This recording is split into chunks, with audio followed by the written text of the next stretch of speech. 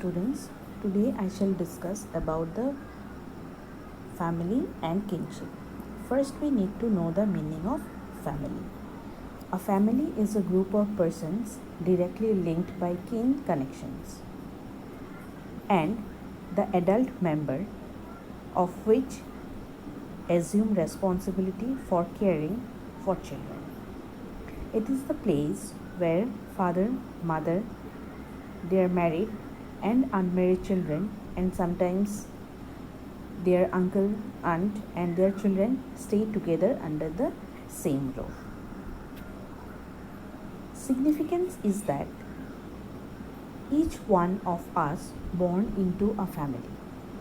So we feel strong about our family and we feel for our family members and also feel good when we are with family members because we get warmth and care from the elders. On the other hand, family is a place of violent conflict between members over property. And we can see ugly legal disputes too. And sometimes family members practice crime like female infanticide or they kill the girl babies due to the preference for male babies over the female babies. And because of several reasons, the structure of family now changing. The migration of men from the villages to other areas in search of job can lead to an unusual proportion of women-headed families in the villages. As in the absence of the male members, women takes all the decisions and looks after the agricultural activities too. Migration also the reason for the breaking of the joint family and the formation of nuclear family.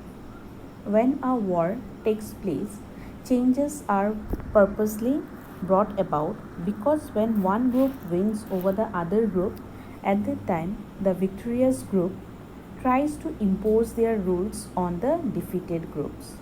So the structure of the society changes. Moreover, when young people decide to choose their spouses instead of letting elders decide, at that time too the structure of the family changes as they form a nuclear family. Or when the same sex love is expressed openly in society and the society seems to boycott the members and even the family members as it is not accepted by the members even though it is legalized nowadays.